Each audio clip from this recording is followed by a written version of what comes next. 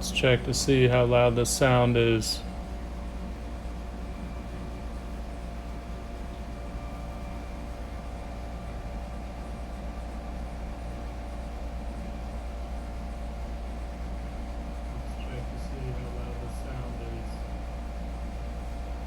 Oh, that's not bad.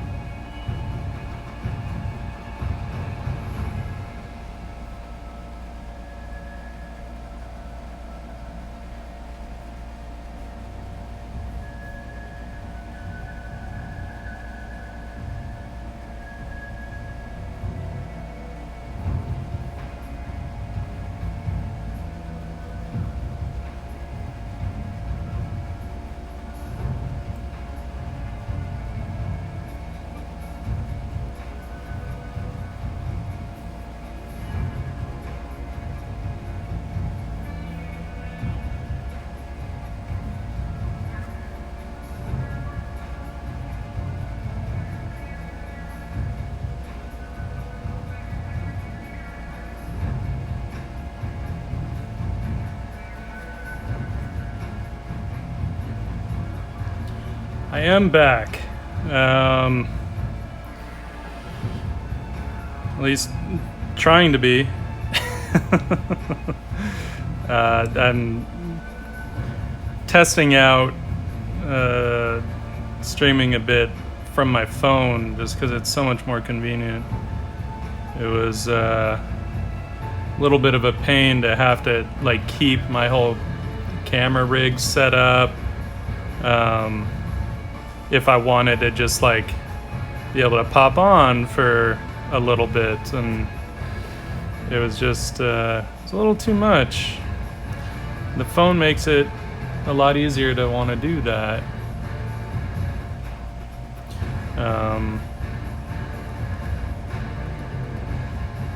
So we'll see. There are some drawbacks to the app, but overall, the Streamlabs thing seems to be okay. I just don't like that I can't rotate the phone. So for the proper orientation, I need to have the phone coming in from my right, and I'm right-handed, so that is kind of annoying, and I feel like that's a huge oversight on the part of Streamlabs. But maybe there's some technical reason that I'm completely unaware of, that they couldn't build some kind of rotation, phone rotation into the app.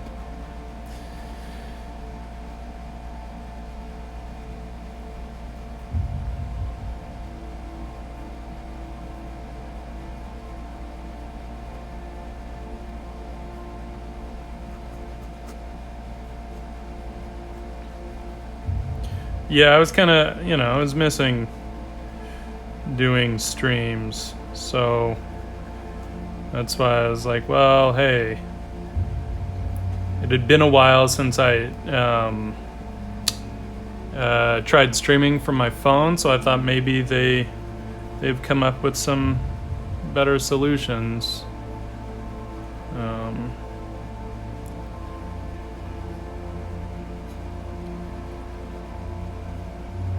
And while, the Streamlabs thing was already around, I think it's gotten better, or maybe it's just because I have a much better phone, so it actually has, the hardware power to be able to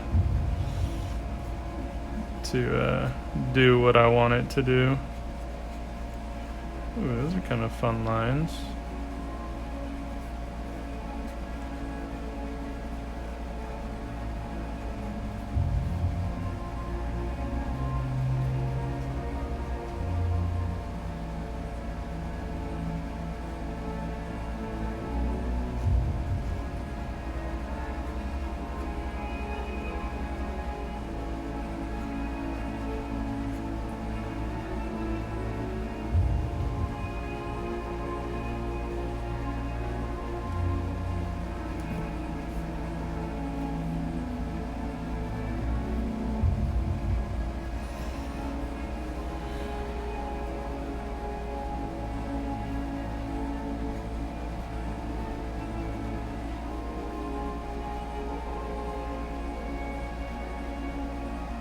This is a little bit of a warm-up piece here.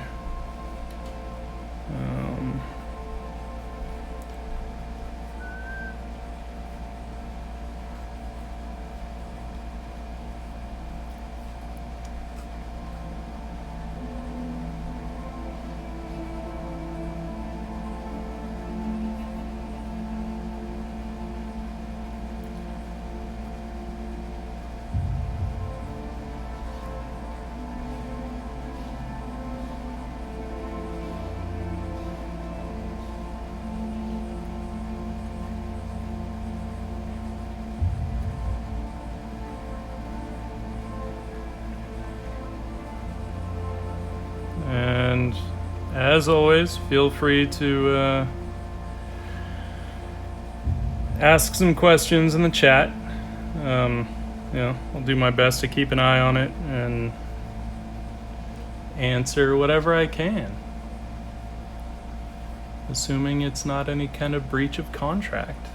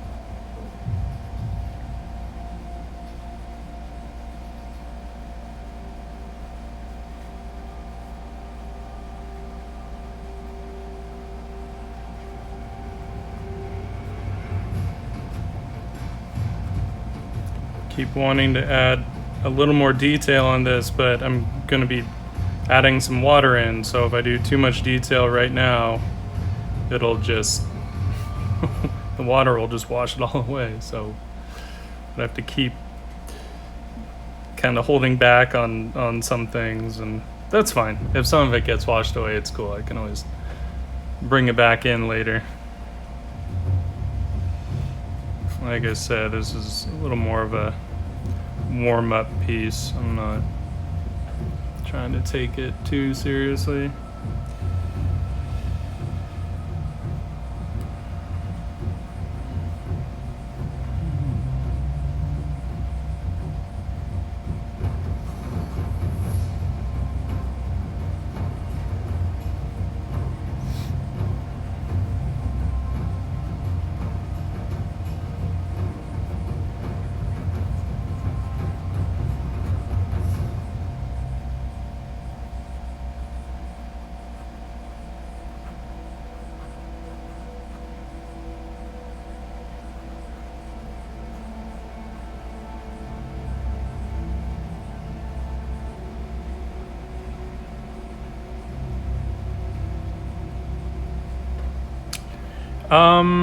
Yeah, I got them on Amazon.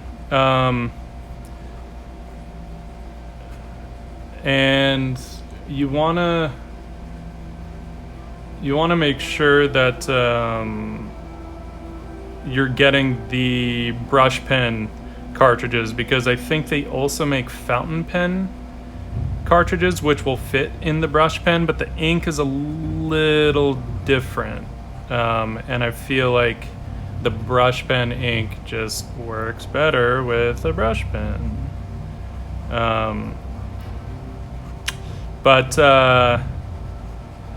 I'm pretty sure I got it all on Amazon, so it's possible that, you know, if you may just need to kind of keep an eye on it, and you know, some other stuff might pop up. Just really quick, I have the same ink in this brush pen as I do in my fountain pen. This is the diamine, ancient copper. Fun thing with this ink, well, fun if it's how you want to use it. It's super water soluble. You just, like, it doesn't matter how dry the ink is. You touch it with a little bit of water and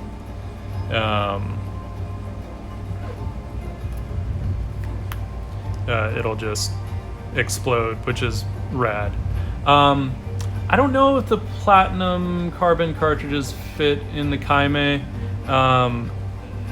I would be hesitant to use them personally, only because that ink is fairly water resistant, and in a brush pen that doesn't play so well unless you're using the brush pen all the time and cleaning it out often. I've had too many of them like dry up on me to really want to use like any of the more water resistant ones. As soon as I get into wanting to get either waterproof or water resistant inks, then I pretty much just switch to an actual brush and a steel nib pen of some kind.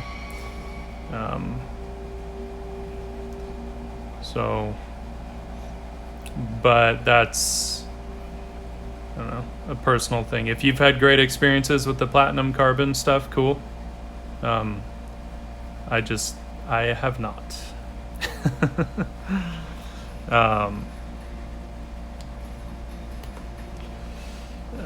Let's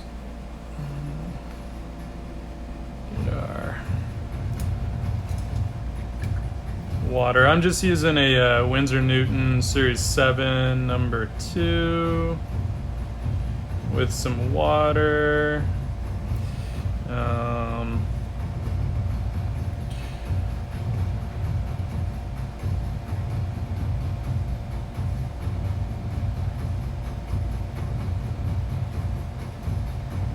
Just a fun kind of quick way to start to block in values. And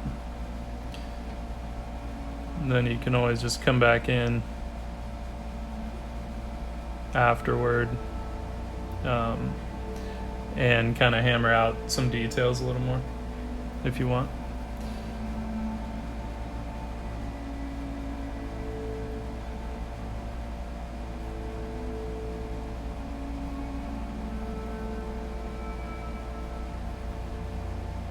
Keep thinking at some point maybe I'll try doing a little more of a finished piece with this. It would take a bit more planning, obviously, but I really like the look of it. But then when it comes down to it, I also just love doing quick little sketches.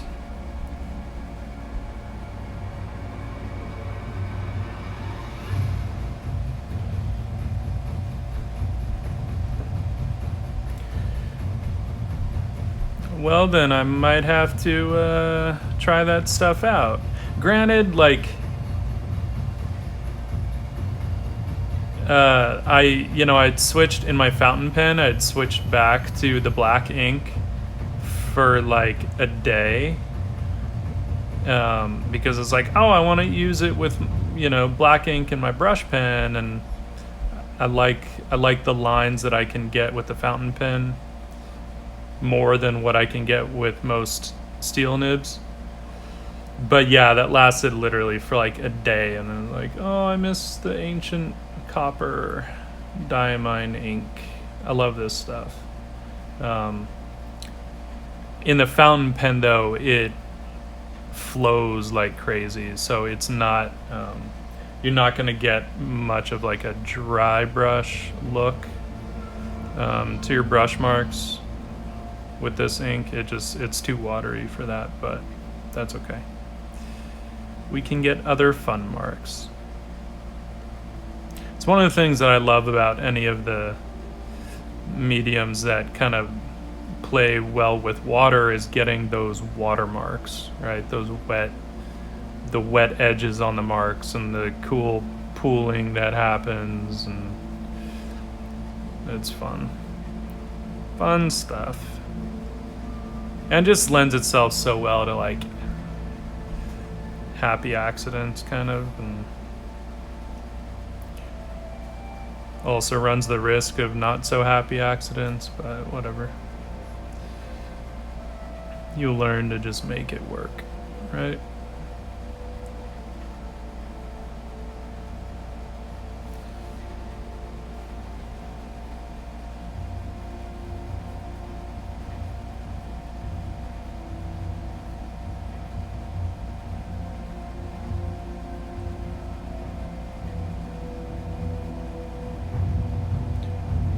So that's why, like, I'm not too worried about whether that initial drawing gets a little messy, because it certainly got a little messy, maybe more than a little. Because a lot of those marks are just gonna get watered out. So, got my wire to my phone hanging out over everything there.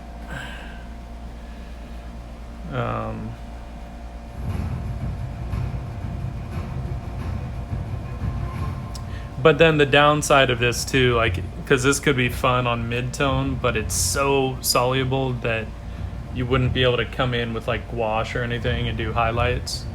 You get to use some white colored pencil, I suppose, but it doesn't show up as well on mid-tone, I don't think.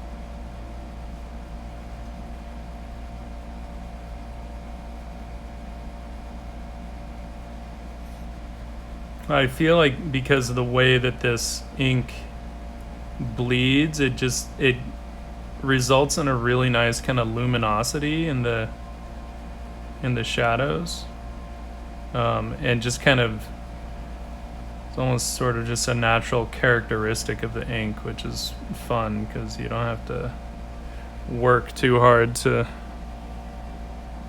achieve it. So that's kind of fun.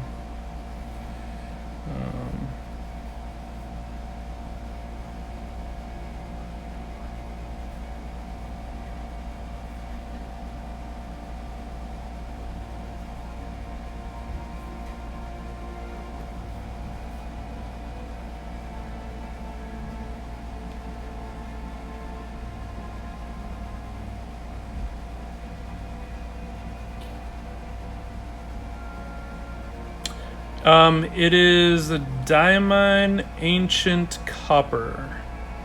That's the color. They make a whole slew of colors depending on, what you like. I like the kind of warmer tone. They make a really nice oxblood. It's just a little cooler than I like. They make a pretty wide range of colors. Let's see if I hold on for just one sec. I'll grab the bottle.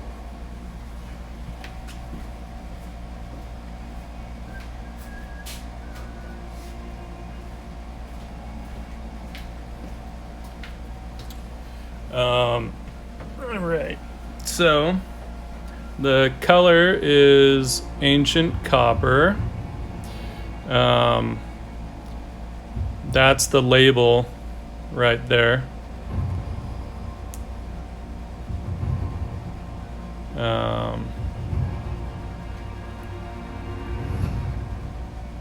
Yeah. So I fell in love with this ink as soon as I used it. Even though it is so water soluble, so like when you're writing, even you don't want to get any water on it at all, because it'll just go all over the place. But, could be worse than forcing you to be a little careful. Hi,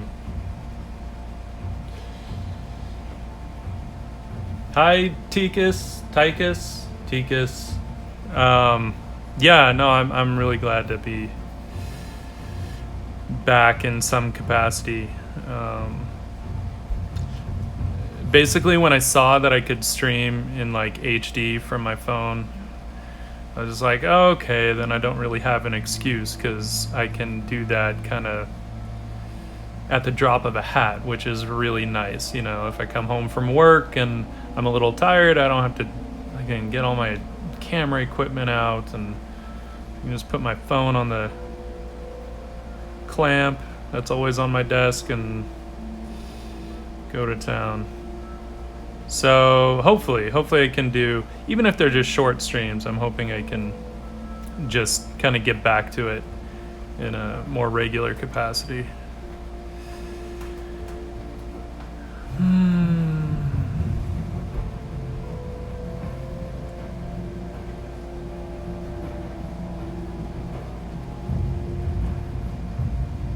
Tychus, okay.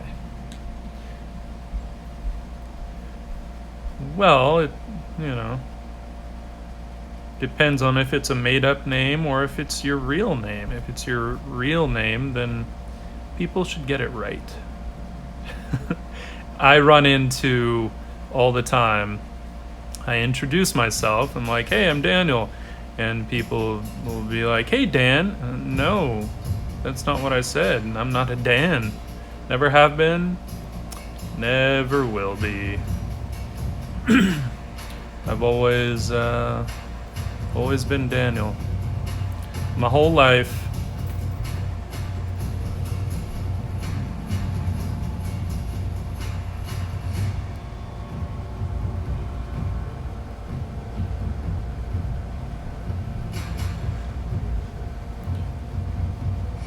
Kind of debating if I want to do watercolor or not, but probably not. We'll stick with some brush pen.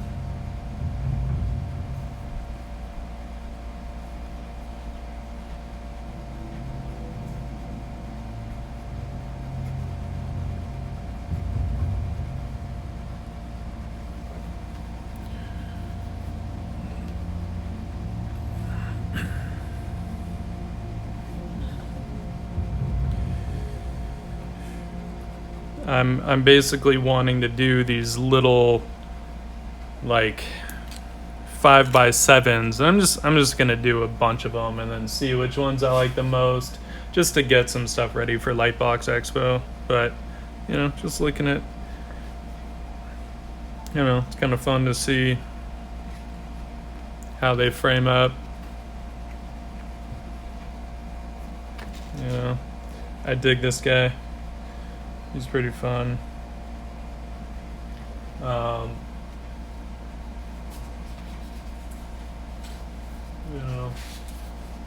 As well as some of these other little ones, right? Bunch of little.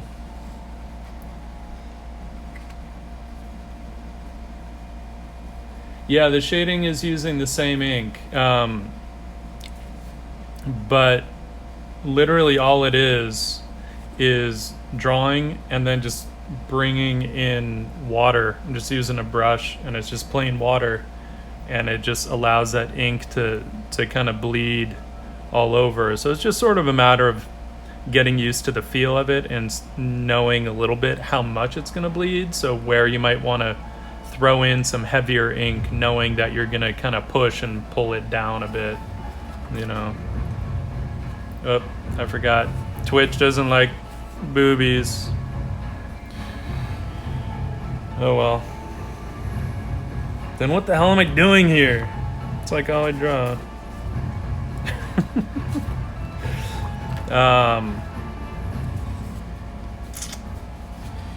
Yeah, so let's do some Mo.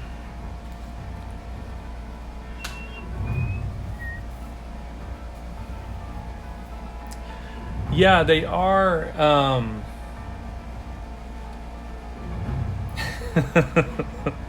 The Twitch police are gonna come for me. No, they are quick. And no, you don't actually have to wait for the ink to dry, you don't have to let it still be wet. It doesn't matter. This particular ink, it doesn't really matter how dry it is. It's gonna, that's a protector sheet. It's gonna bleed with water. So let's do some more ink fun.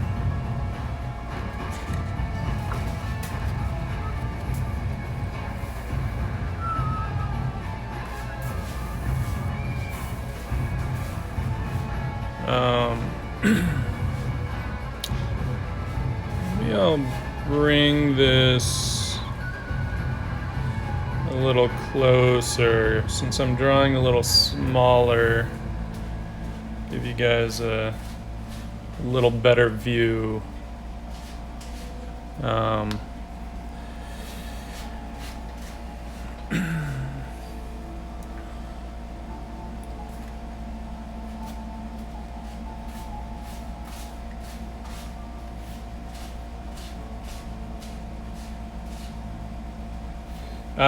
I have not tried that, but that sounds interesting. Most of the time when I reach for the India ink, I just want to, I don't want anything to bleed. So that's usually why I use it, but I'd be interested to try that out and see what kind of effect it has. That could be cool.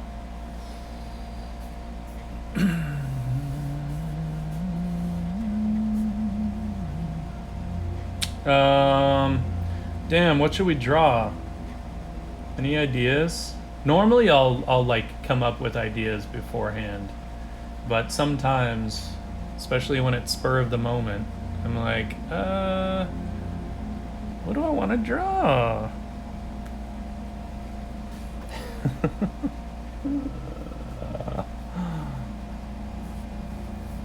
My go-to stuff would get like blocked from Twitch, although I think that's more of a moderator thing, and I don't think it's like they have some auto algorithm looking for nudity. All right, let's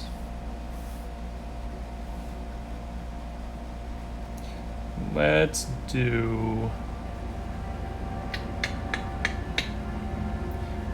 It's always a matter of like, okay, do I go for a go-to thing? Warhammer. You know, I haven't paid attention to it in a long time, but I grew up on that. Like, I collected a dwarf army. I loved the art in the books. Like, those ink drawings in the books were so cool.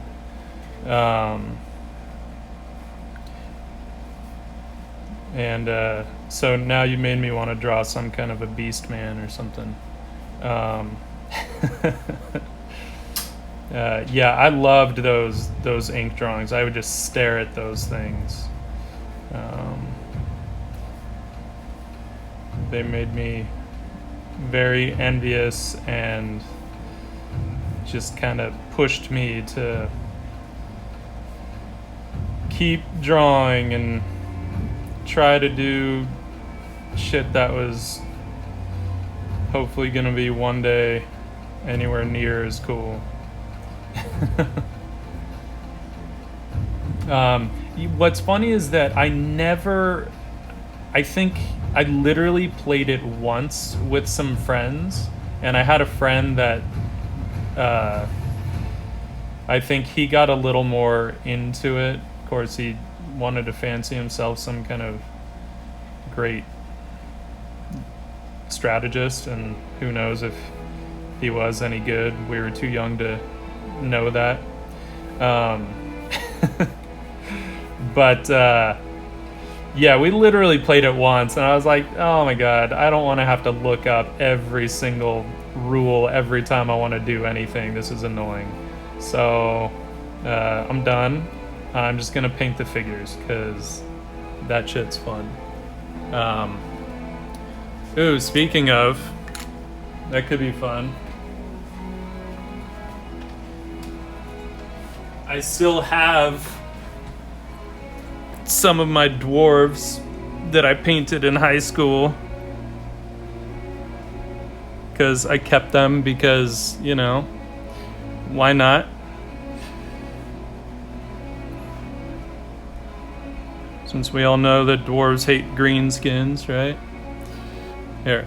Will it focus? Will it focus? Ooh, yeah.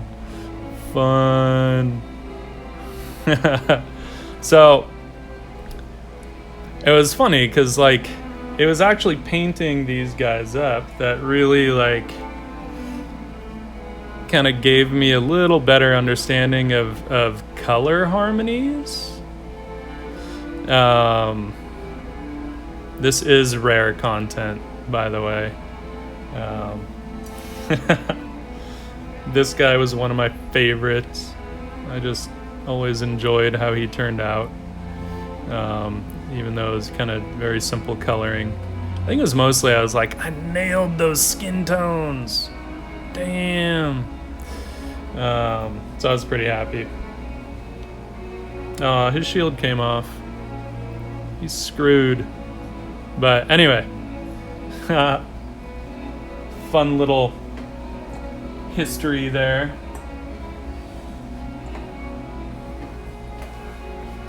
Yeah, I actually haven't really seen the new ones, but I imagine that they've just gotten, like, even better.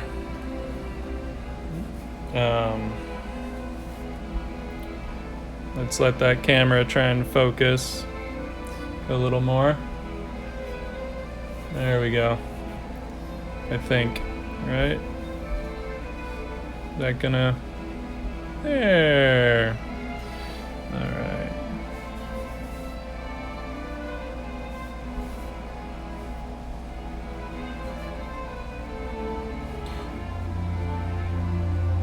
So in something like this creature, I'm actually mostly just wanting some lines for texture right now, right? Some of that'll show through. I'll have to check out the new ones. I actually thought about getting back into painting some of those again, but of course I'm like, dude, I've got so many art supplies, I really don't need to go getting more. My apartment looks like a little art store most of the time.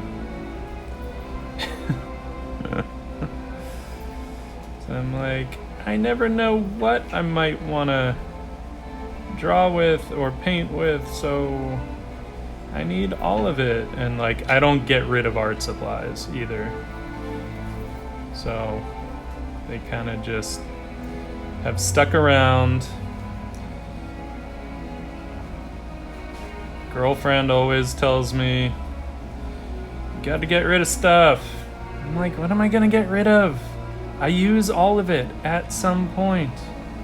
I can't get rid of it.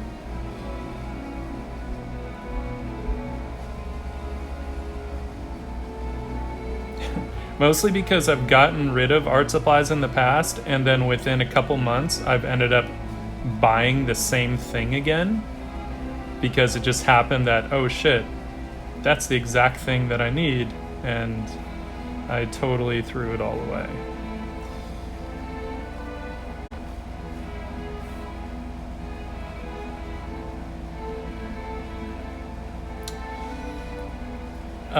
Movie posters. Which movie posters?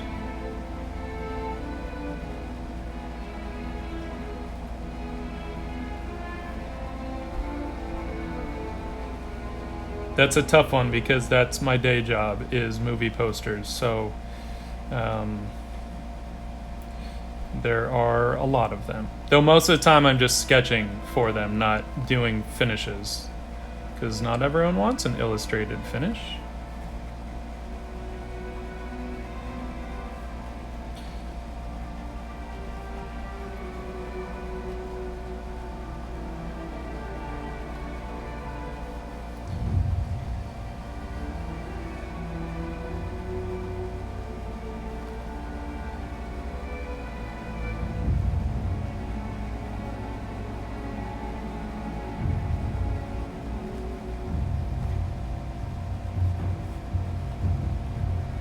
Oh, the Avengers. Yeah, that was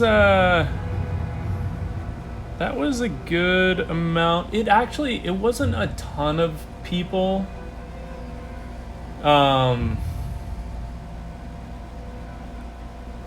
But it was a lot of work. I don't know. Did we? There we go. Okay. Feel like we're lagging here just a little bit.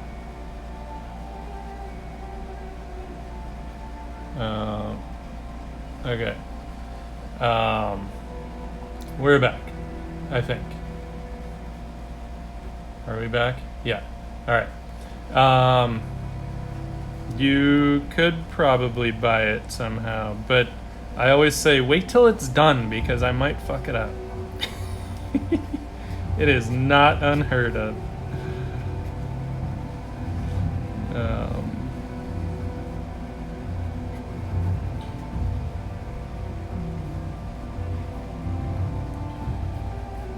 need to think about. So for Avengers, what it was, that was an interesting one because right from the beginning, our client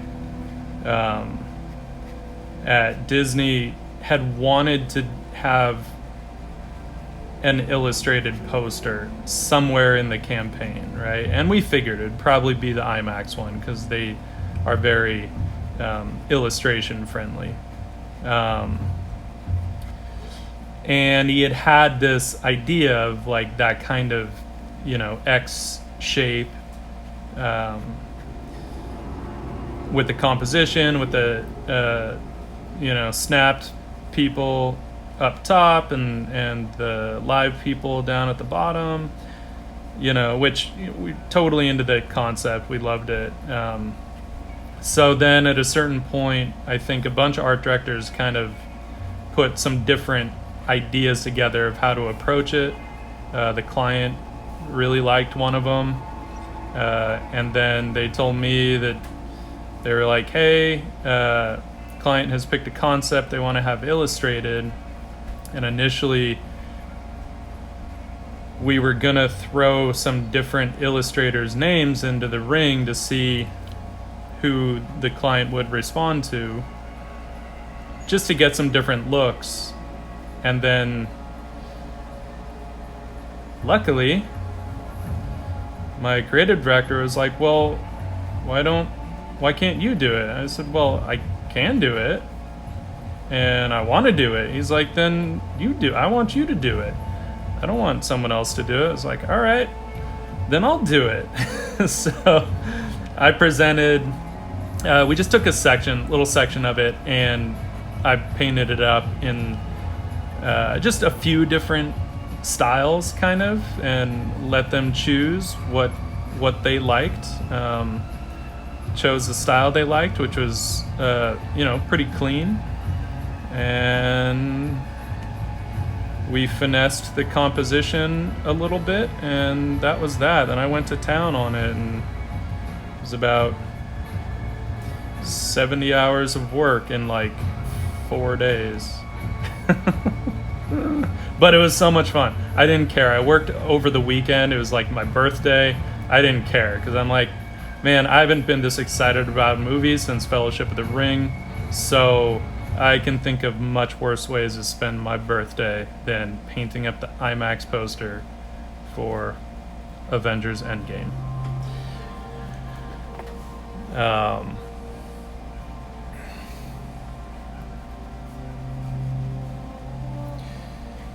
Yeah. It was a pretty damn good experience, I have to say.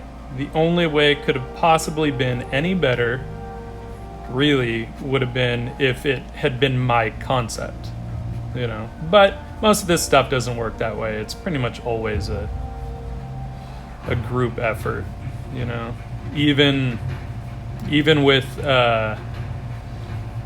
someone like Struzen, like Drew Struzen, most of the time the concepts were kind of worked out on the client side before they kind of handed it to him to finish off. and do his magic on top. There are times that they would be like, hey, come up with some ideas and float them our way. And he would, but it's tough because most of the time they want to see 30, 40 ideas, and that's a lot for one person to just like knock out something like that. Let's think about where this guy's arms are going to be really quick here. So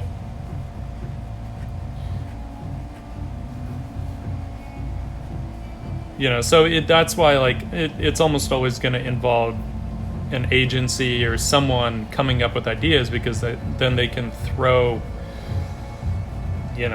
7 people on it, and then each person just has to come up with like 3 or 4 ideas, right? And then they net out at a good amount of concepts to choose from.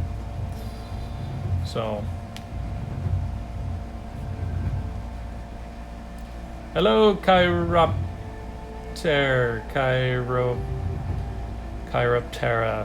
I don't know how you pronounce that. Chiropractor.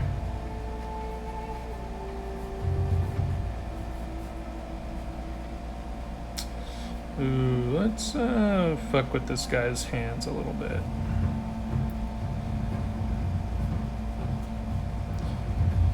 Give him weird 2-finger hands.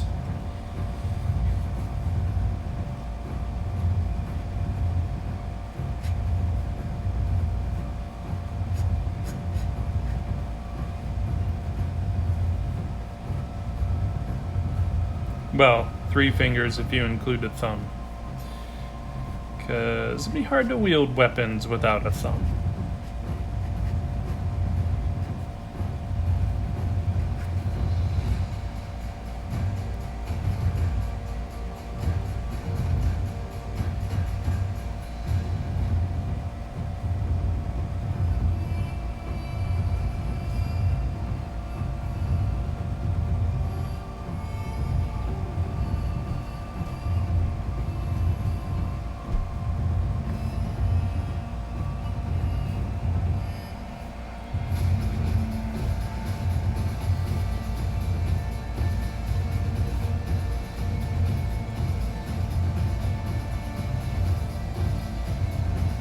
You know what I keep wanting to do is mess around with some characters and stuff from the Wheel of Time. Because, I don't think there was another book series that was a bigger influence on me than that. Let's turn this music down a little bit. It's getting hectic. Of course, now it gets unhectic.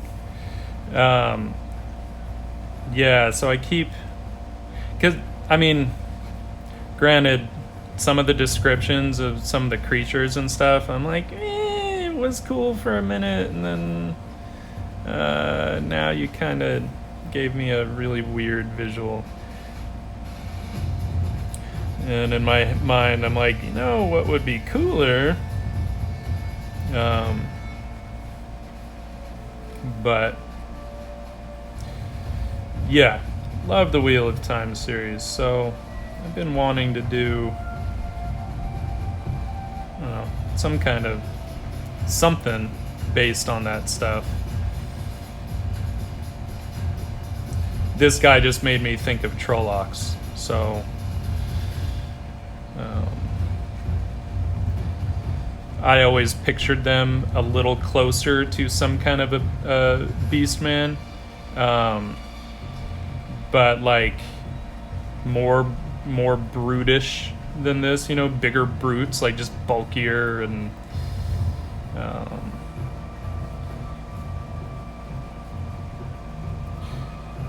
I don't know. That would be fun. Possibly.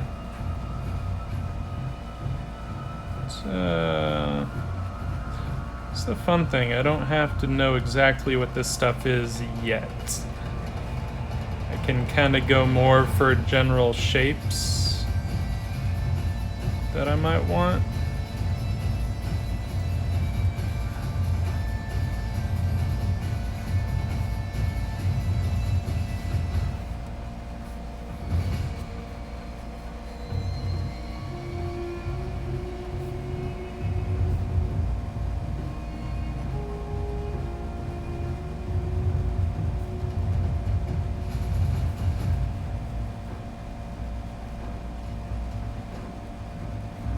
Thinking about where I might want some of the heavier darks to fall.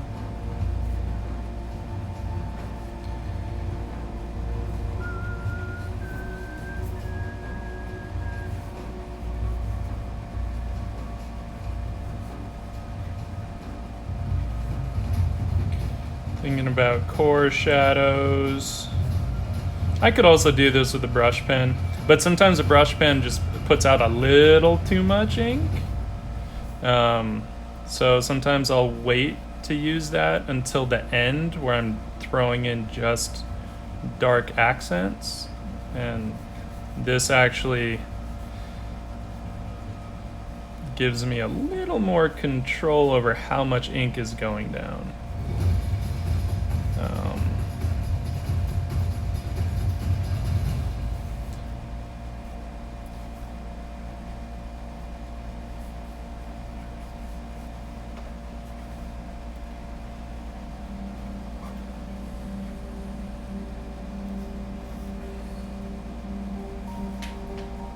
Yeah, I never pictured them as orcs because they had all this fur and, you know, they were just that mix, the different mixes of different animals. What I didn't like was that a lot of the depictions that I've always seen made them look way too human for me. I know he says that they are like twisted humans, but I always felt like the depictions of them just leaned too heavily on the human aspect, and I wasn't really into that.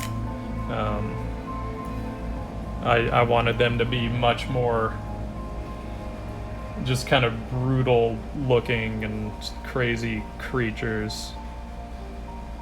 I think because his first description of it, right, is like when it breaks in to the farmhouse, and just the way that he describes it, I think read a little different than how it did when he gives a more detailed description later, right? Because obviously it's from Rand's perspective and he's never seen this thing and he has no idea what he's looking at. So of course it's going to look like the most insane fucking thing he's ever seen.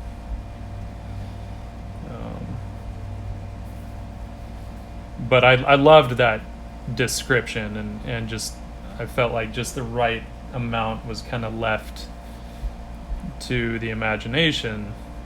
And then later when we got into more detailed descriptions, I was kind of like, it was cooler before, so I'm going to continue to imagine it that way. And it's kind of the same with the fades. I go in and out. Like, I never liked the whole, you know, eggshell smooth forehead until it hits their nose. I was like, I preferred imagining these sort of like what would be sockets, but they're just like no holes there, you know? So, but I still imagine it with like, I don't know, some kind of wrinkly skin where sockets should be, which again to me was just creepier. Of course, that was my 8th grade imagination, just like coming up with the gnarliest thing it could.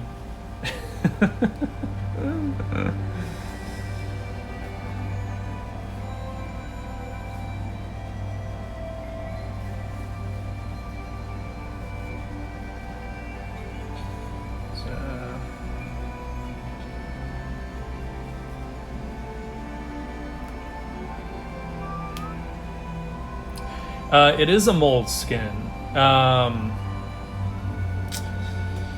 This is the A4 Art Plus sketchbook, so it has the heavier paper. Takes the different medias rather nicely.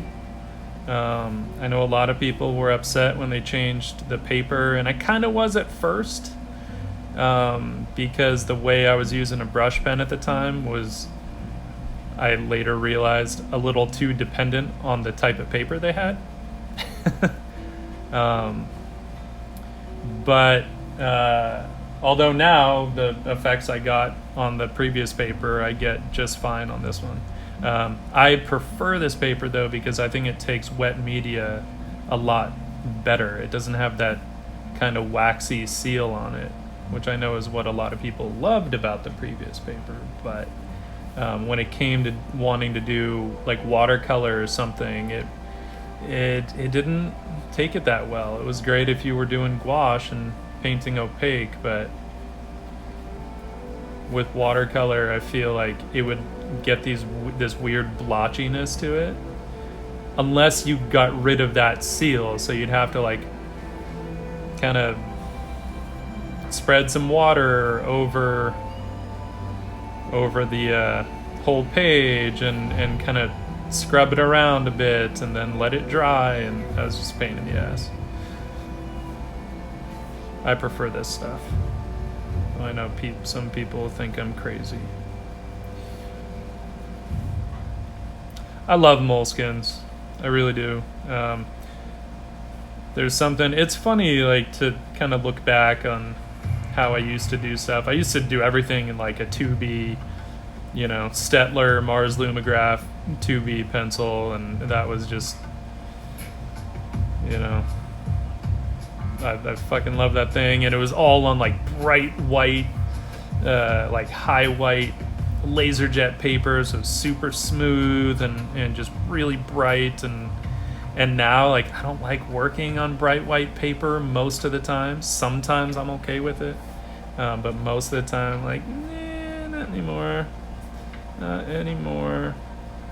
And I don't really draw with graphite pencils much anymore either, like hardly ever.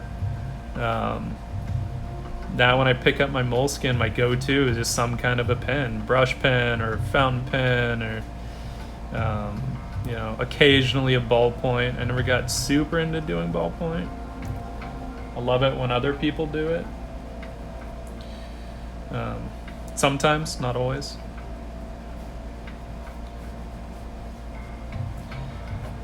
Let's bring back some detail.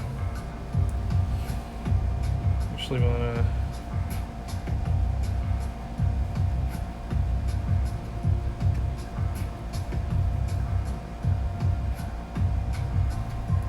wanted to kick some of that value down a little.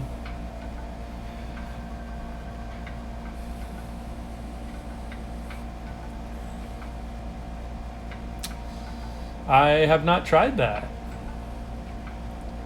Oh, thanks for joining.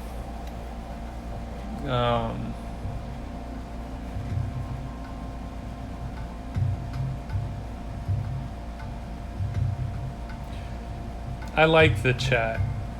Kind of makes it feel like we're hanging out a little bit. Plus, I get to answer questions and not worry about filling up all the space myself.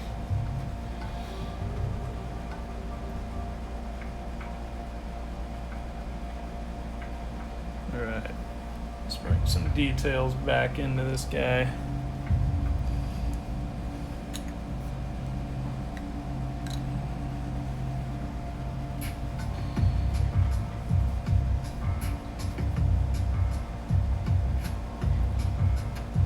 Gonna leave his eyes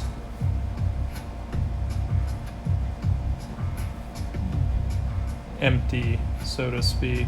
I like the look of that.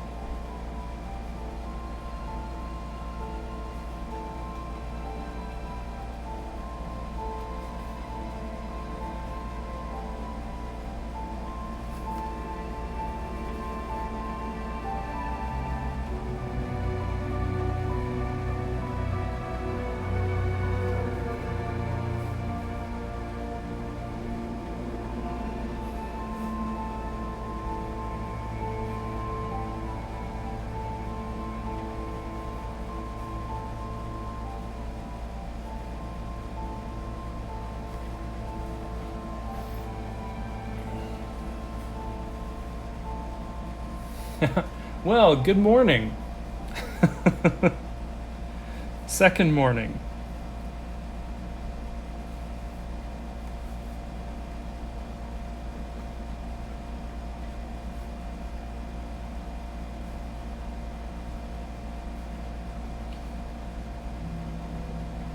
If you hear that hum in the background, it's because I've got the AC going. Because I don't know where everyone is, but here in Southern California, it is hot today.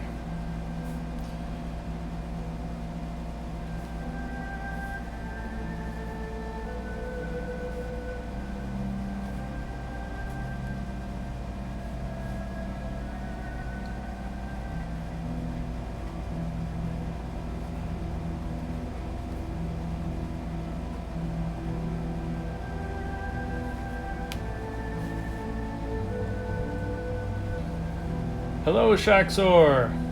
Welcome.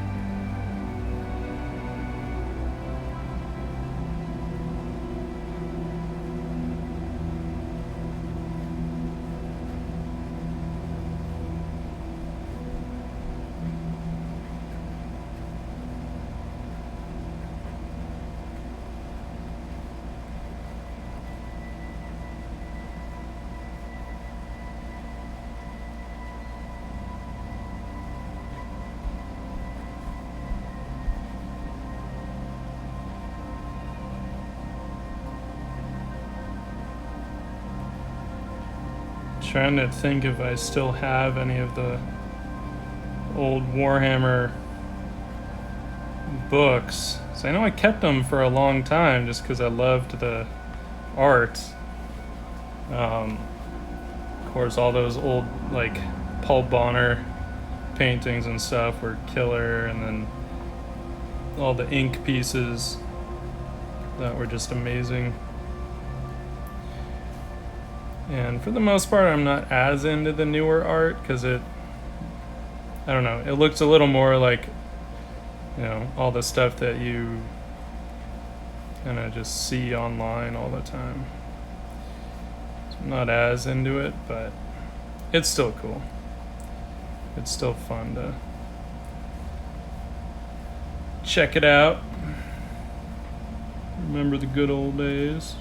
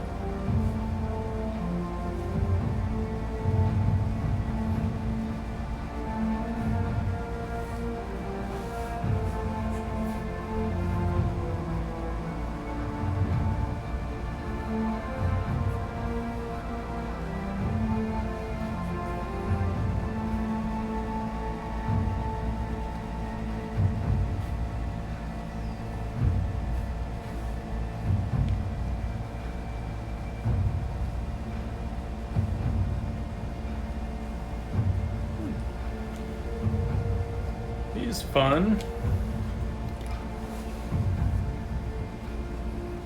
How does he hold up? Can dig that. It's always nice to see something framed a little bit. Puts it in some kind of context other than just floating in the sketchbook. Oh, let's see. Thank you. Let's play around with something else. The other thing I love, I put some India ink washes in a couple of water pens. So I have like a 30% and I think like a 50%. So that's fun to play with. With this stuff, I'll tend to, because like these particular ones don't have a whole lot of control, so I will tend to do a really, really loose lay-in with pencil.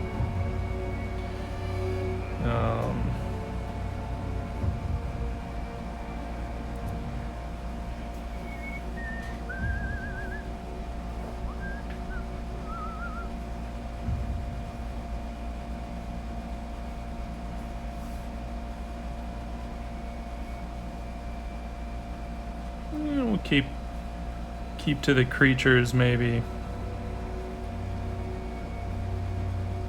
I am a fan of orcs and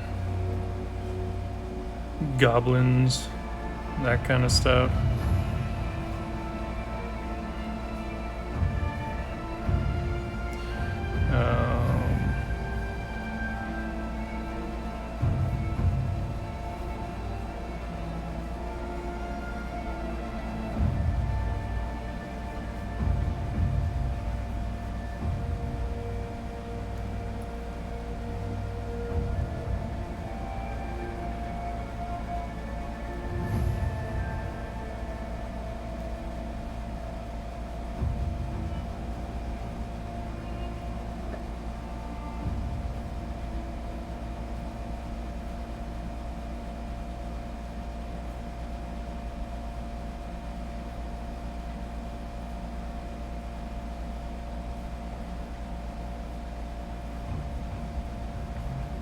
And when I'm doing this kind of a thing, like, I don't know, especially when I'm going to use these kind of wash pens, I don't worry too much about particulars. Like, I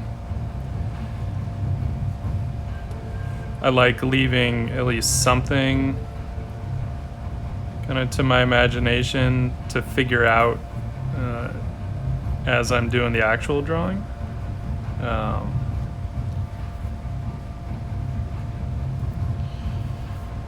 How to improve lighting.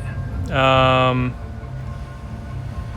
mean, a lot of that, honestly, is going to come down to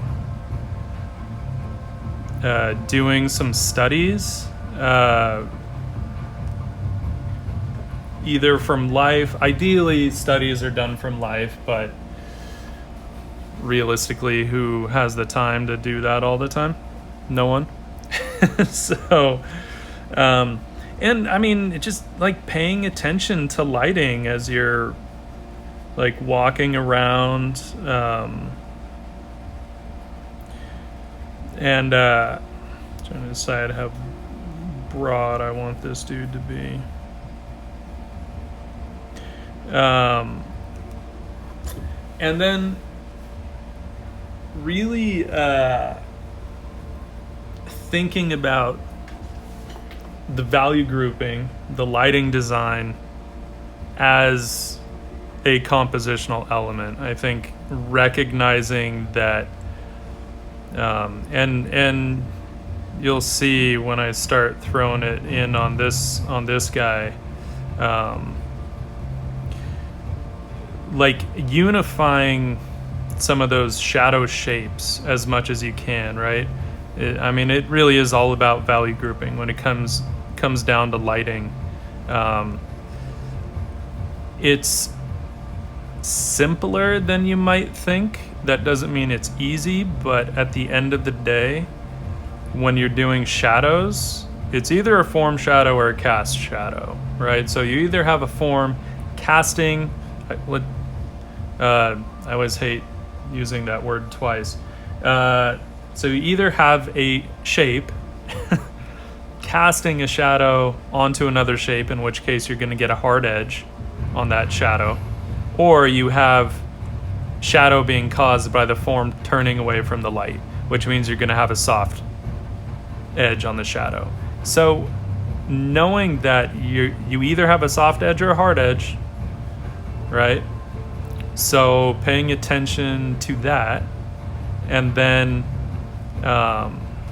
recognizing that you don't want your composition to get too spotty. So it is a matter of kind of like, where can I unify shadow shapes to get an interesting play and an interesting balance, hopefully not too balanced, right? Because the 50-50 composition doesn't make for the most interesting thing in the world. What am I looking for? I feel like I might actually change that.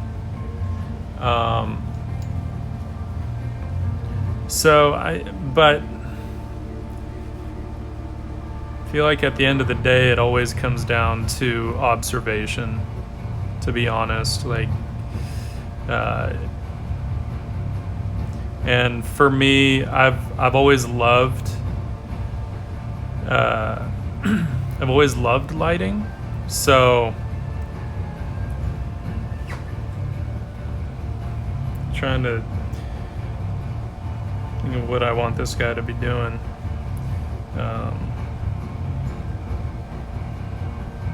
That isn't more or less just like what this guy's doing.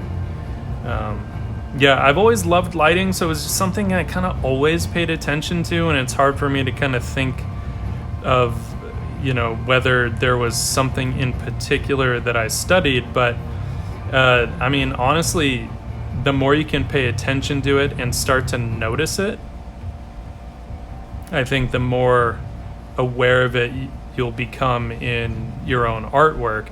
So in that sense, studying film frames, like still frames from films, I think is a great way to start to get a better handle on the whole thing. Let's do this. We're gonna punch him over a little more.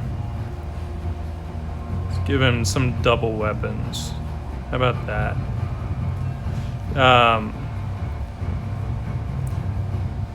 Again, I was getting a little too nitpicky with the anatomy when I don't actually need to for this particular technique.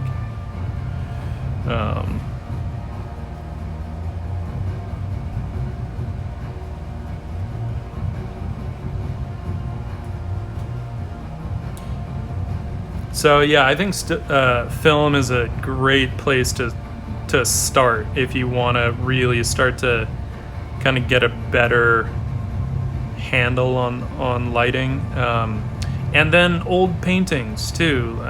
Velasquez, Sargent, depending on how dramatic you want to go, right? They were so good at simplifying those shapes and really kind of like designing the surface that they were painting on through the lighting. Howard Pyle, Dean Cornwell, those guys as well. All the old time illustrators were so good.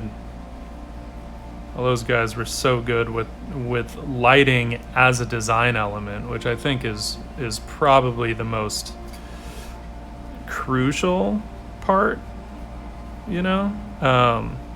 So not just thinking of it as this thing that's happening to your character, but really taking the composition into account and using that to your advantage.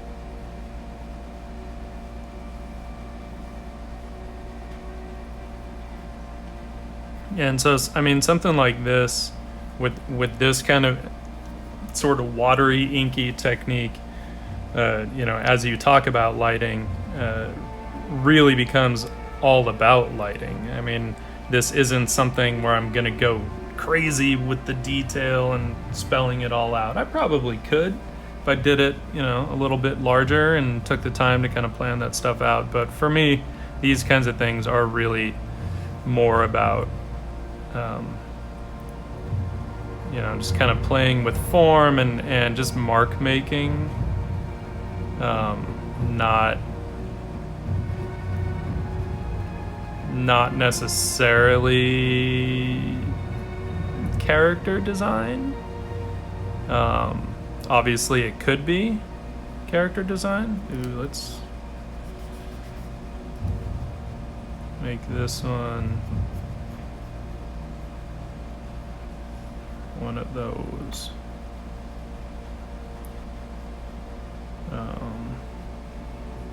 So yeah, of course you could do some character design with this, but there are limitations, and it depends on what you're designing for in that sense.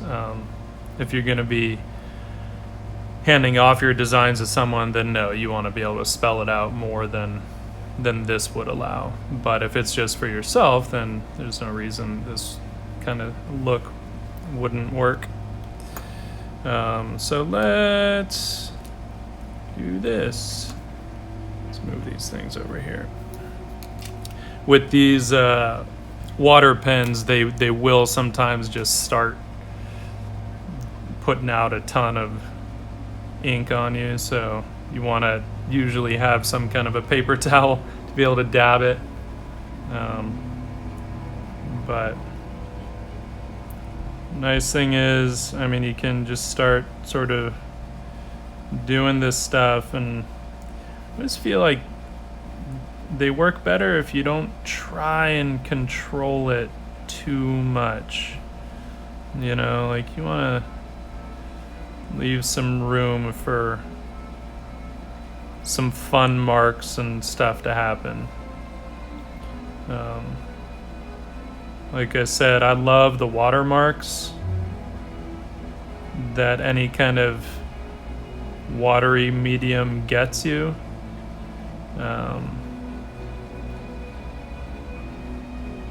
Where it dries with that kind of wet looking edge. It's just fun.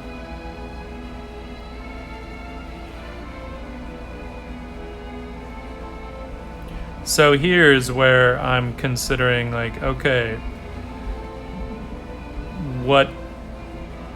how extensive do I want these shadow shapes to be? And I don't want it to feel too spotty in terms of those lights and darks. So I want to allow some of those shapes to kind of bleed into each other. And I really do feel like when it comes to sketching and painting, illustration, that lost edges are one of the most underrated things. Even though, I mean, in school they talked about it all the time, but most of that was in the context of like fine art painting, meaning not fine art like, you know, fucking cows and formaldehyde bullshit, but like portraits and, you know, that kind of stuff.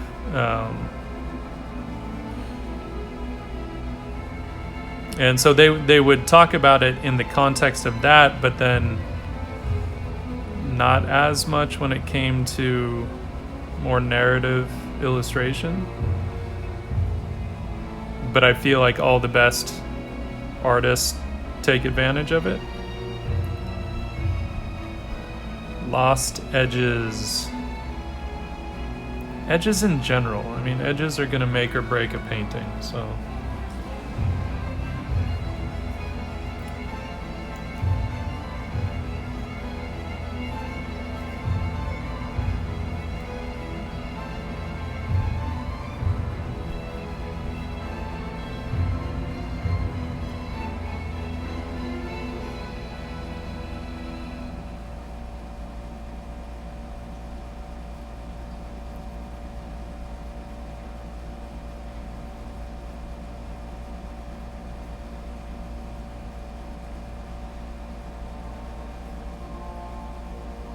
And then the nice thing is, because this is India ink, I can layer the ink to get, you know, additional details and variation in value. I have my other one that is a darker ink wash as well, so if I at some point feel like the 30% is not getting me to where I want to go, I can break out the I think it's like a 50%. It might be closer to an 80. No, I think I ended up making a 50%, which will get me to some darker values, and then at the end I can always come in with some actual black. Though I usually do that with a brush pen and not with India ink.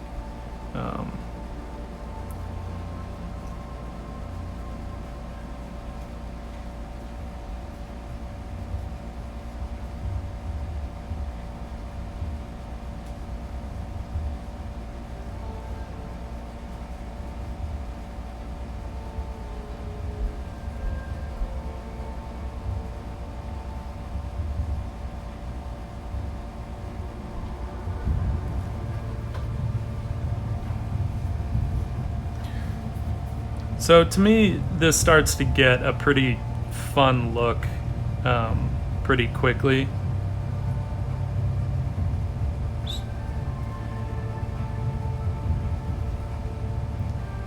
And,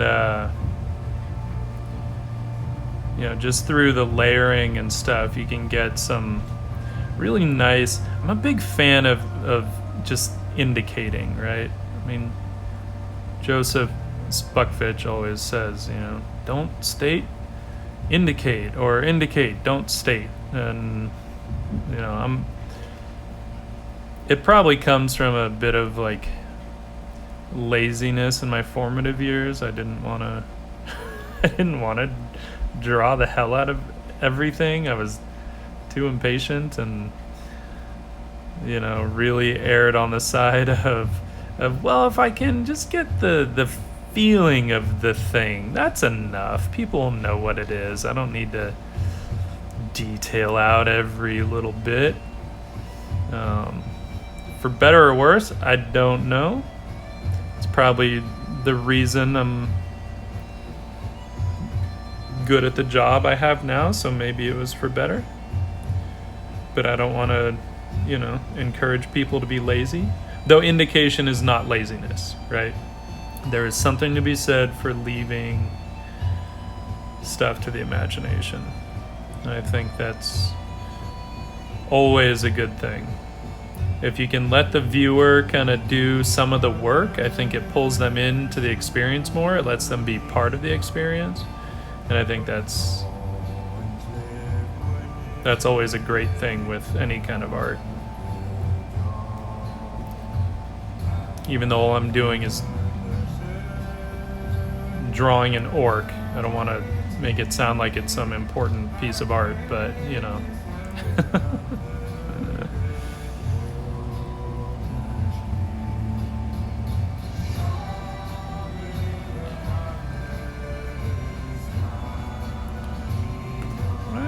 Let's drop my lid. And then you can also, I was gonna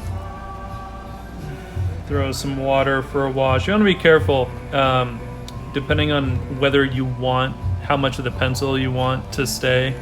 As soon as you throw water over graphite, it fixes it to the page. So that's just something to be aware of. And I'm just doing that because I want some value, but I don't want it to be too dark.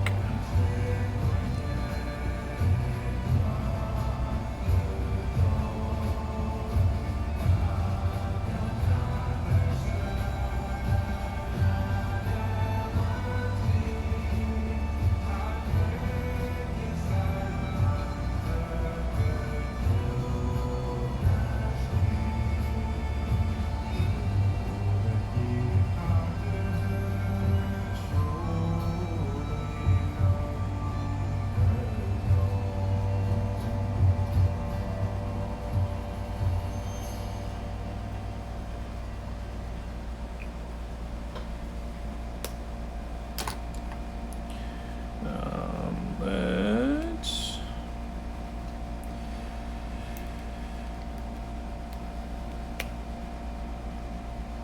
do some of the darker.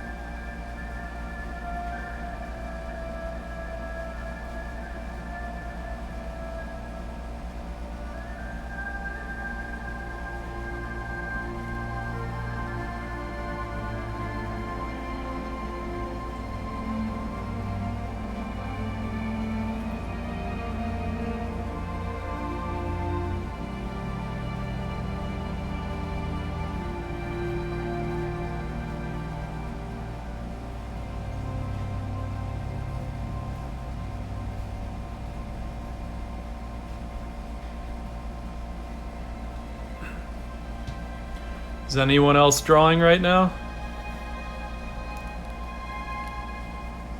So the only downside with these is the lid doesn't really want to stay on the back of the pen. But that's okay. Awesome!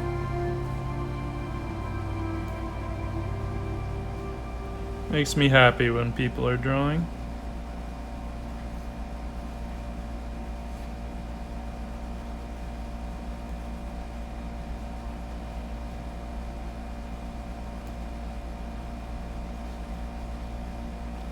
Still debating how detailed I actually want to go on this guy.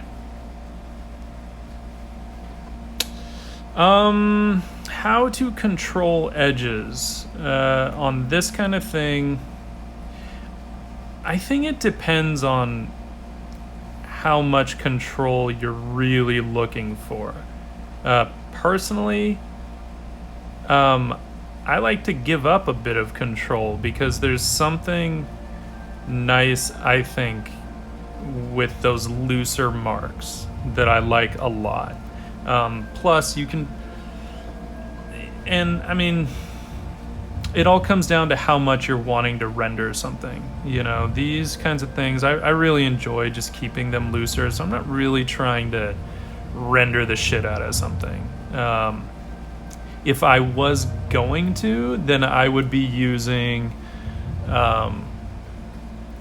just more water, right? Because that's what's going to let you really control how soft the edge is if you lay some water down first, kind of like I did here, and then just let that ink bleed into it, you're gonna get a nice soft edge, and you get to kind of control how dry that water is on the page, and how far it goes across a form.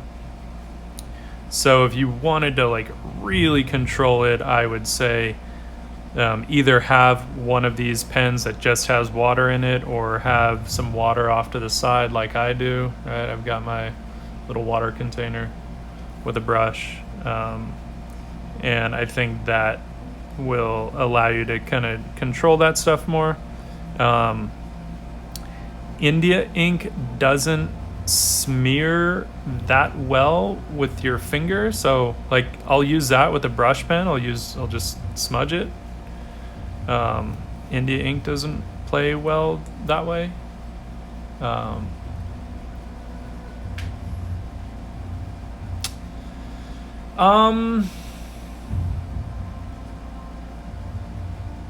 I don't think you need to learn to render it, but what you do need is to understand what it is you're indicating, right?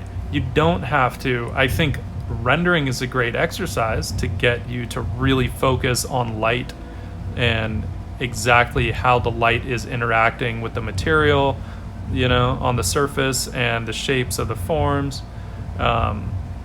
And I think rendering something is what will kind of give you some understanding of it, and it can certainly help to understand what you're looking at, but I don't think it's absolutely necessary. But if you don't render it, you will have to study it in some other way, right? You'll want to either just sit there and observe. You can do really quick sketches of something, multiple quick sketches if you want, and even doing multiples of the same object from the same angle, because each time you do it you'll probably observe something new about it. So you know, you can certainly do it that way.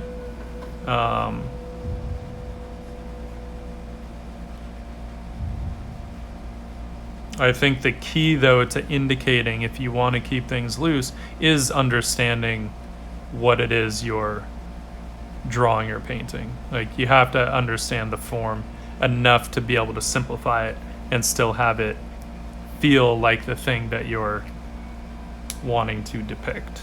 So, shit, which one's the black one? Not that one. So then this is where I'll, you know, go in with a black brush pen at the end, because this is water soluble ink, so I don't, and it's a different color, right? This India ink is much warmer than this brush pen ink. If I were to water this down, it's pretty blue in comparison, which is fine.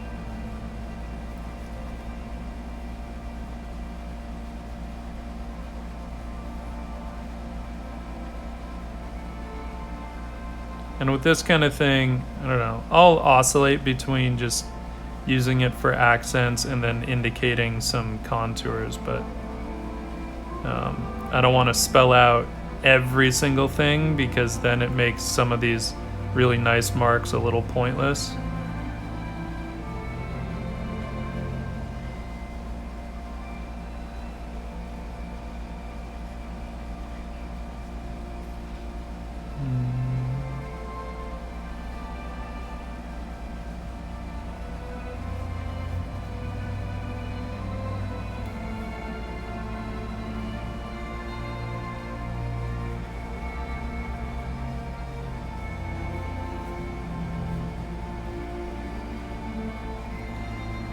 I think one of the things that I kind of learned through doing watercolor was sort of the importance of relinquishing some of that control. If obviously there's some people who would feel the complete opposite, because you get people that render the crap out of stuff in watercolor, and it's amazing, that kind of control. It's not how I like to paint. It's not how I like to use watercolors. But I have crazy respect for the people that have the discipline to use it that way. I think it's pretty amazing. But I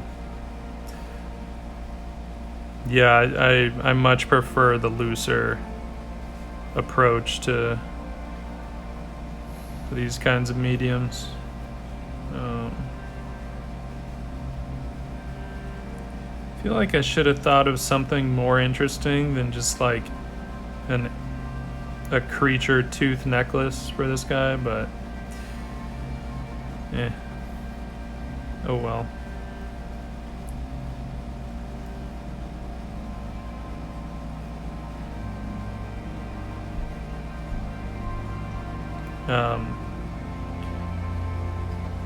I do think that if you're interested in really rendering stuff, then oils are kind of a better way to go, I think.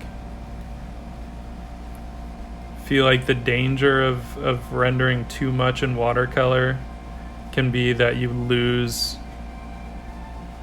the kind of quality, the unique quality that watercolor has. Not always. There are people, Hyunjin Kim, right? Part of the Super Annie crew. Like, his watercolors are gorgeous, and he will render the crap out of them, and yet they still have such a beautiful watercolor quality, and he doesn't end up losing that, which ain't easy to do. In fact, it's really damn hard.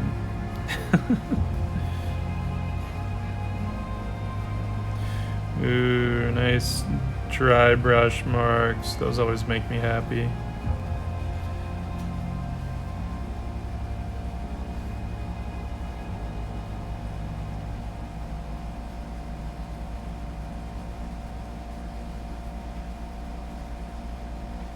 I remember for the longest time I had no idea that Hyunjin Kim was also an artist, because he was always just like behind the camera. And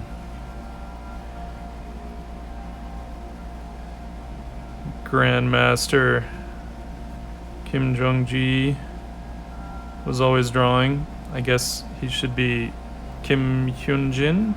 I don't know. I'm always confused as to how it should be said versus how it should be written. I don't know. Anyway, he was always behind the camera, so I had no idea. And then it turned out that he is also an amazing artist, and I was shocked in the best way possible.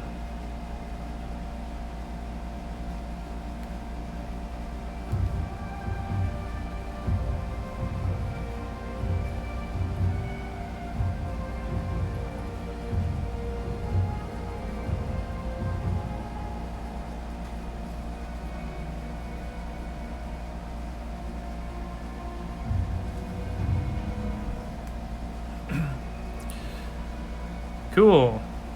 I'm glad the values are working. It's always it's got to be careful, right? With pen, you can't take it back, and one wrong move, and sometimes you can save it, if you then stop and take a step back and think it through, and other times you're like, no, if I do this, it'll save it. Shit, that didn't work. But if I do this, or if I do this, and it just is too late. Too late.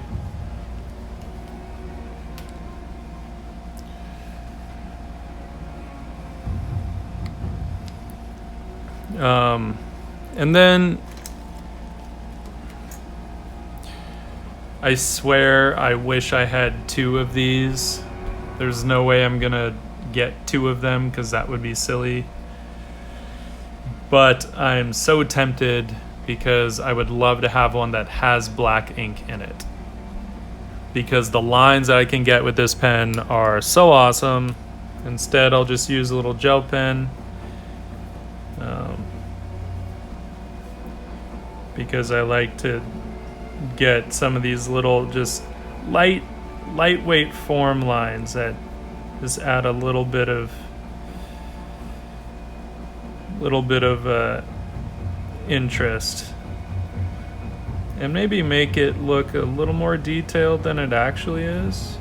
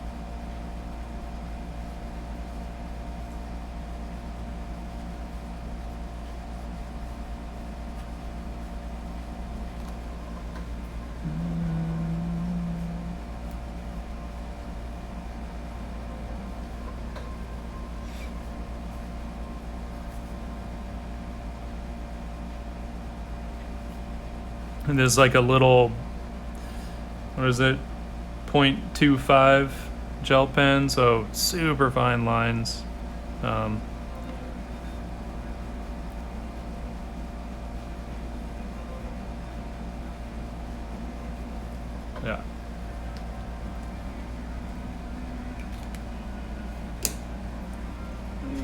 Let's see. Let's see how he looks.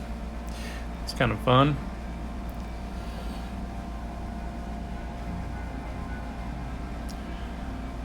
I ain't mad at that.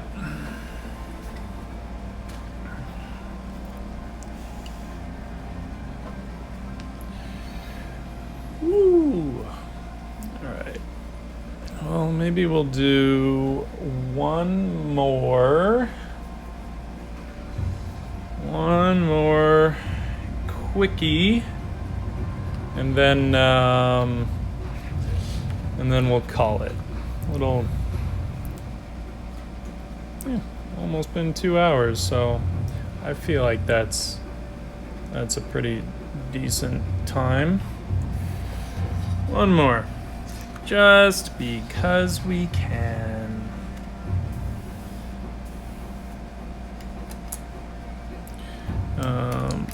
Make sure I know which pen is which. Cool. It's a thing. So I have one with the ancient copper ink and one with black ink, and I really should mark them so I know which one is which and I don't have to pull the cap off every single time.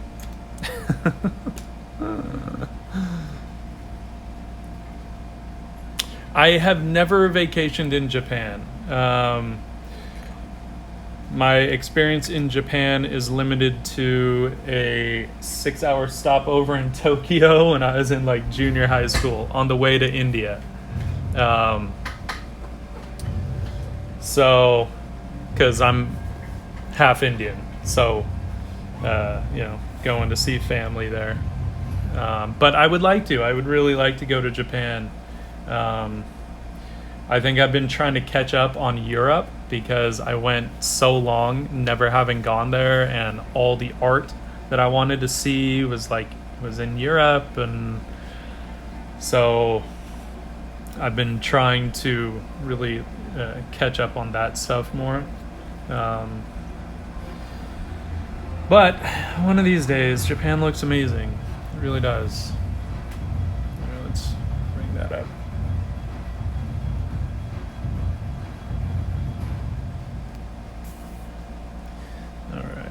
Let's do...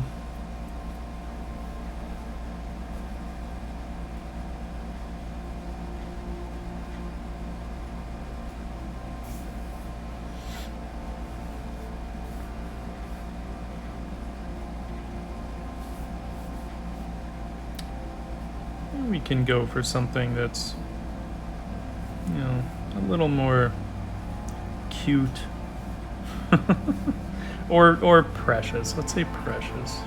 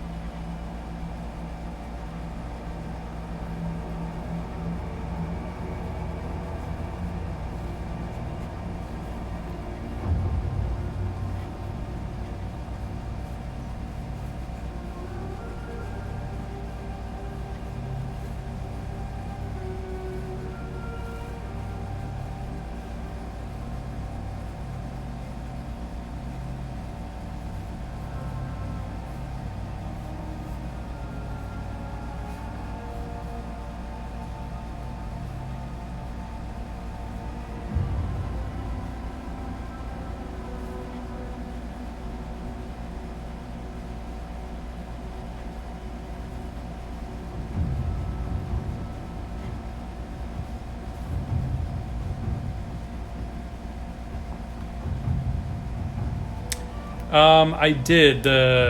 If you're referring to the painting, yeah.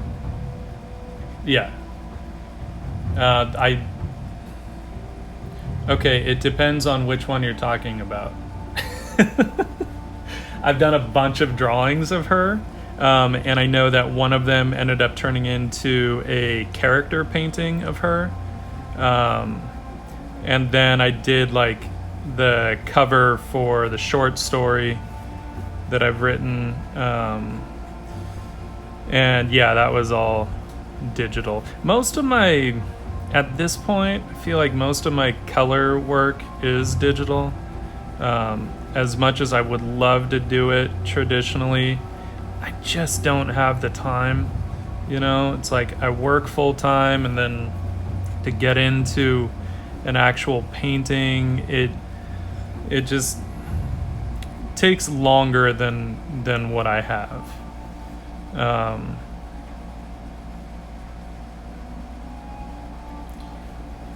Though I would love to get back to it eventually.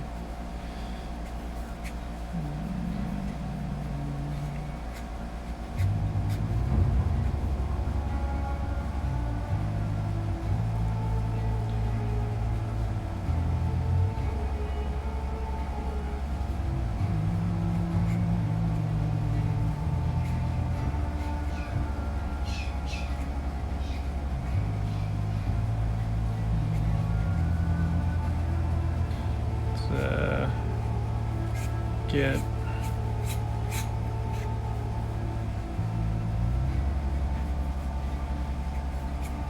some wings on her.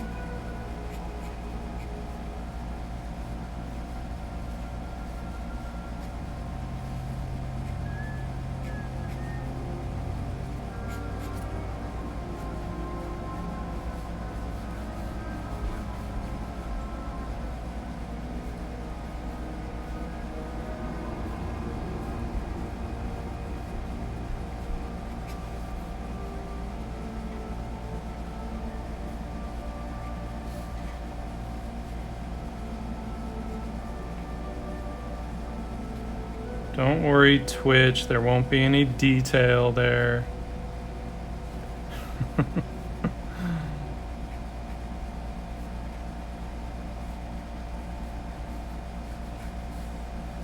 It always bothers me when sites get really particular about nudity in art.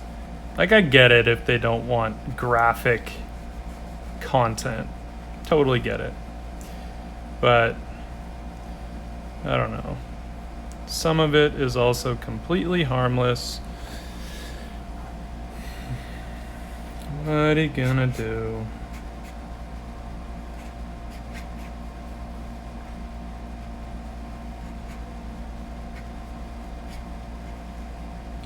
I think I always kind of just, I'm always bothered by the fact that no one ever complains about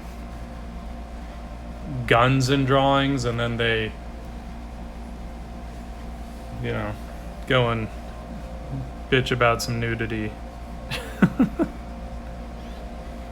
Well, in this stream, we've got it all. Good night, Shaxor. Thanks for joining. Always, thank you.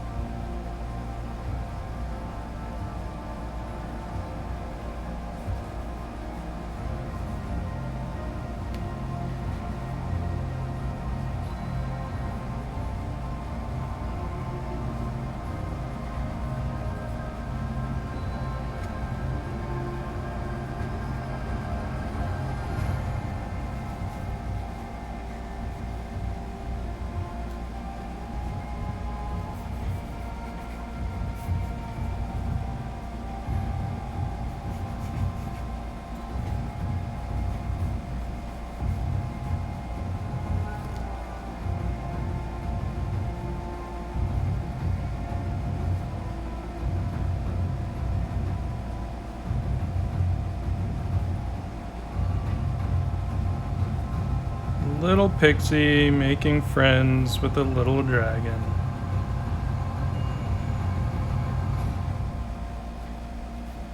Why not?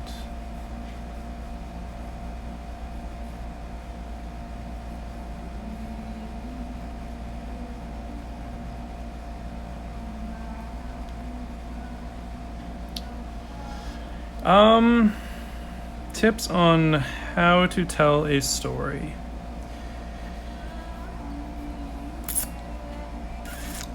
That's a good question. I feel like I'm always trying to learn that myself.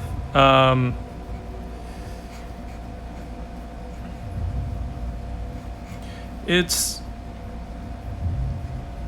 what was the book Screenplay is a great book. It's an easy read.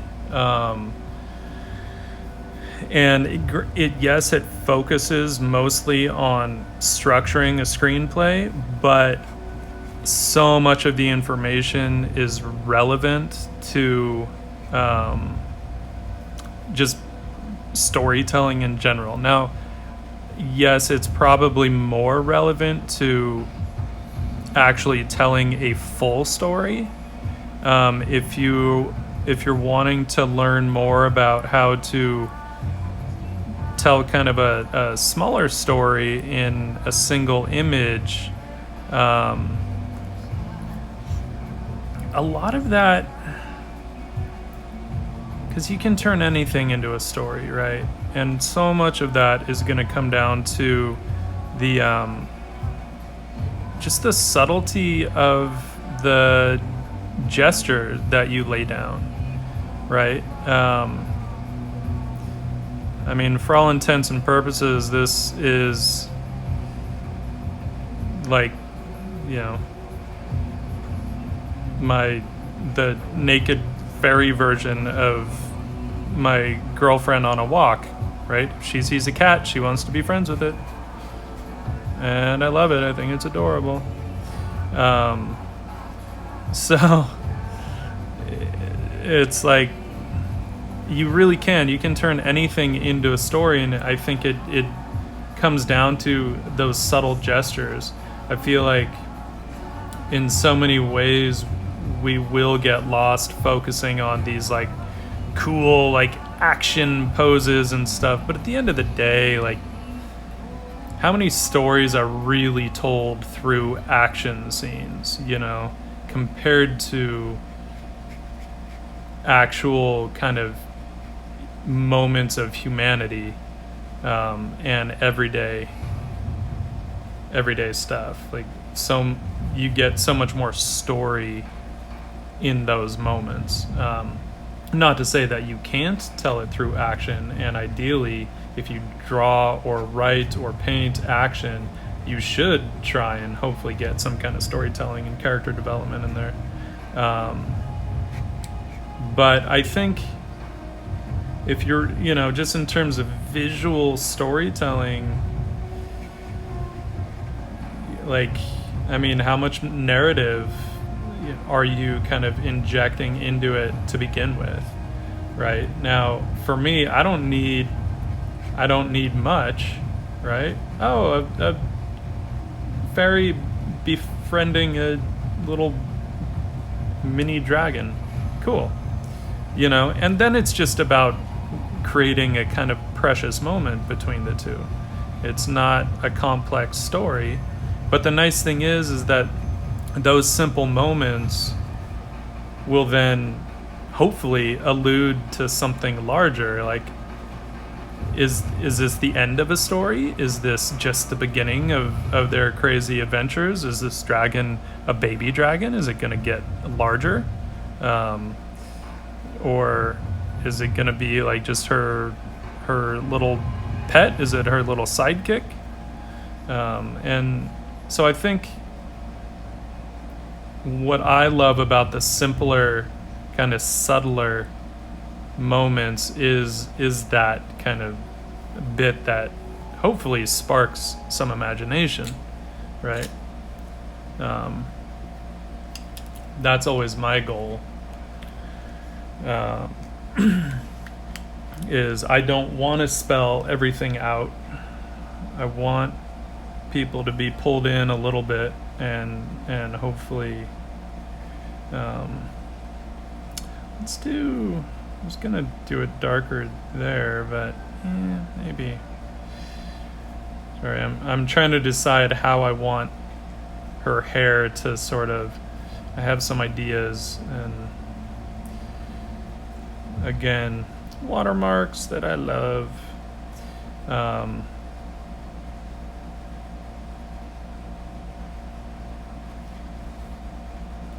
So I think, again, I there was never just like kind of one place that I learned about storytelling. I remember when I was in school at Art Center, I did do an independent study with my watercolor teacher, Jeff Smith, and he does awesome narrative pieces. He's done a lot of book covers and like mystery noir kind of stuff that has a bit of that old school kind of pulp vibe. Love that. He's done a lot of editorial, and so he just kind of understood. He has this great understanding of narrative illustration, and it was something that I definitely made an effort to learn about. But I think the more that we can just kind of learn about storytelling in general, the more that we can get a handle on visual storytelling. So, yeah, books like Screenplay. There's another one.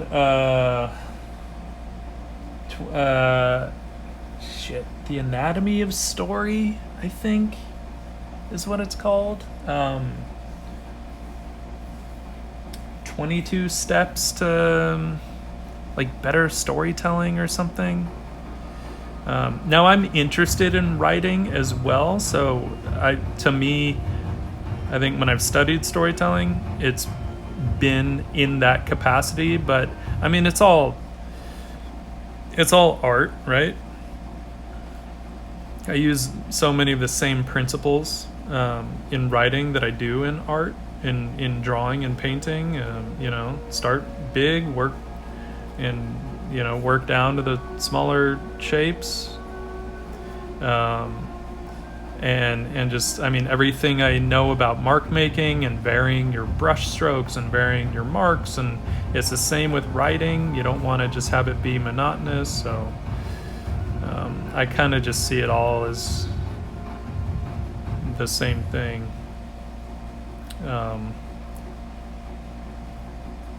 I think a great place to learn to start, maybe with understanding more narrative illustration, is looking at some of the old school illustrators. Like, yes, people nowadays can paint and draw like crazy, but I think there was something about illustration being a massive form of media back in the day, because they didn't have all the awesome movies and stuff, right, that we do now. Just putting water down because I just wanted her hair to kind of bleed into that. I didn't and so I think they had to approach illustration in a little different way than we do now. Most of our illustration really is supporting other forms of media, and often it's supporting other forms of visual media. So I feel like the landscape has changed a little bit in terms of narrative illustration. But you can still look at keyframe illustrations for film and animation. You can look at, but looking at the old Brandywine artists, I think Howard Pyle, Dean Cornwell, N.C. Wyeth, all those guys, like, they're such great visual storytellers. I think you can't really go wrong studying them a bit, because I feel like they had a pretty impressive understanding of that.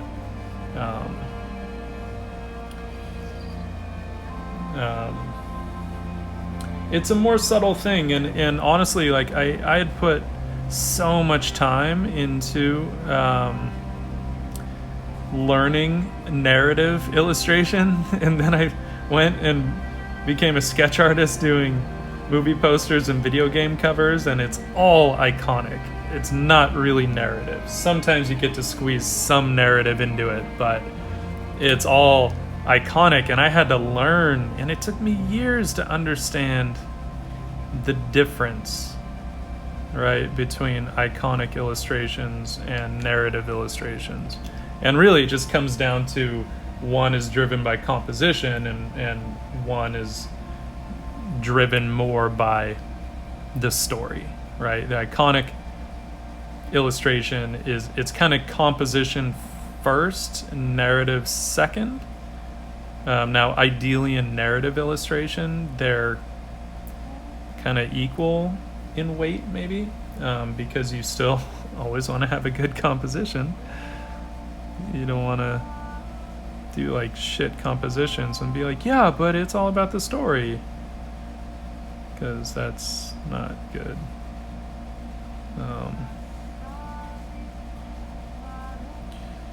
But it took me years to kind of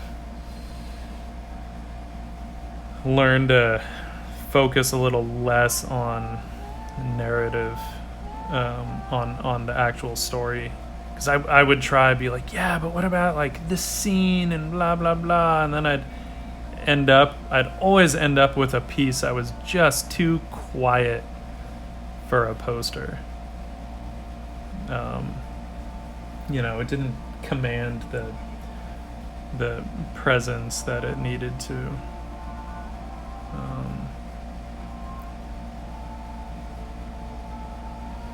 But now I've been doing this for, working as a sketch artist and stuff, and advertising for 11 and a half years, so I'm pretty used to it by now.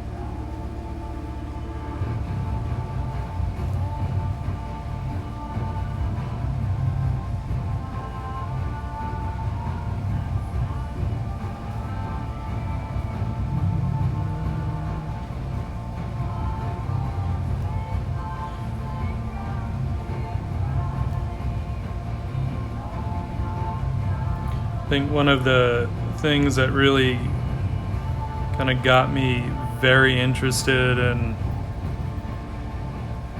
in just leaving stuff to the imagination more, and just kind of getting better at indicating and all that was hello, hey, bad timing, kitty. Of course, she like whacks my hand right when I'm laying stuff down. Was just seeing how video games change, and I mean, granted, like, I think what they do in games now is awesome, and some of those games are just so cool because they're so detailed, and the lighting is just phenomenal, and but at the same time, of course, my all-time favorite game is still Final Fantasy VI, and like, come on, they had no detail, but I remember how amazing that game was when it came out. And of course, it was like the first console game to feature 256 colors on screen, and it was just so beautiful and amazing, but so much was left to the imagination, that, and they told the most epic story in that game, and so simply, and I have yet to see a game that tells a more epic story, and it, sure, the games now are way the hell longer, but that doesn't mean they're more epic, right?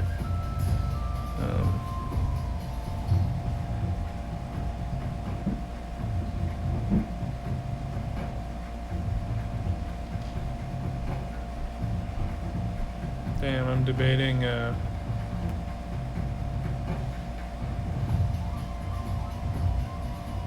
hello, Zlatia. I never played Dark Soul. I think there was a chunk of time where I just really didn't play any games, and now I don't either. And it's not that I don't want to. I really do.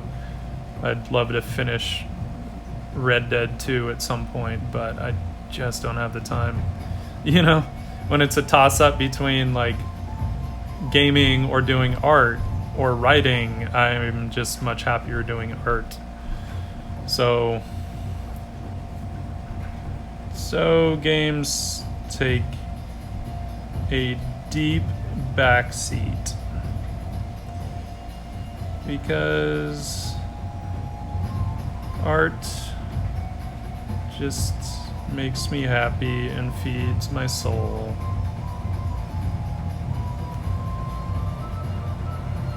Damn, I was gonna put some lines over this, but I kind of don't want to. I really dig it just how it is. So before I fuck it up, we're gonna call it on this one.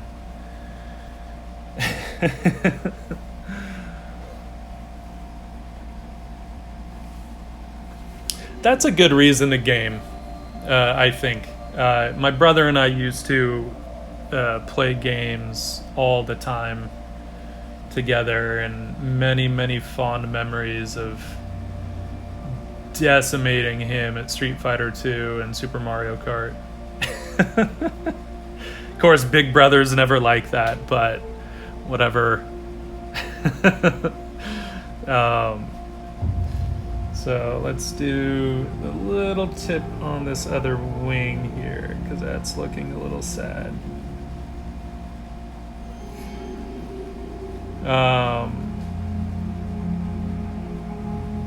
Yeah. All right, we're gonna call this one done.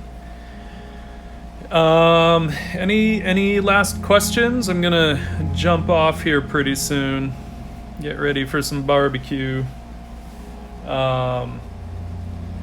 If you have any last questions, throw them my way. Otherwise, we will definitely do this a little more often, because the phone setup is so easy.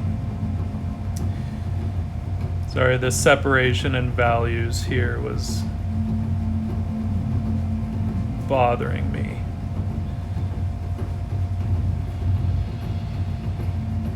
There. That feels better. Okay, now it's done. Alright, guys, thank you so much. We'll do this again very soon. In fact, probably Monday. And I'll try and have some ideas prepared. Yeah. But I'll let you know when. And so until next time, thank you for joining.